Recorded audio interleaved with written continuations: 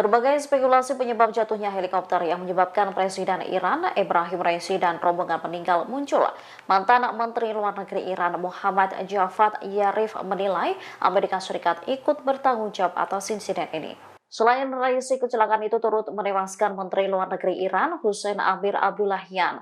Kemudian Gubernur Provinsi Azerbaijan Timur Malik Rahmati dan Mehdi Mousavi, Kepala Tim Pengawal Raisi pada Minggu 19 Mei 2024. Zarif menuduh Amerika Serikat berkontribusi terhadap tragedi tersebut. Pasalnya, Washington sebelumnya memberikan sanksi atas penjualan peralatan penerbangan ke Iran. Sanksi tersebut menghalangi Iran untuk memelihara fasilitas penerbangan secara baik. Zarif menambahkan, kecelakaan itu akan dicatat dalam daftar hitam kejahatan Amerika terhadap bangsa Iran. Diketahui helikopter yang terlibat dalam kecelakaan itu adalah Bell 212.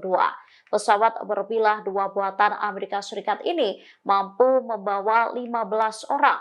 Helikopter yang berusia sekitar 10 tahun itu sulit dirawat karena sanksi Amerika Serikat sehingga menyulitkan Iran untuk mendapatkan suku cadang atau pesawat baru.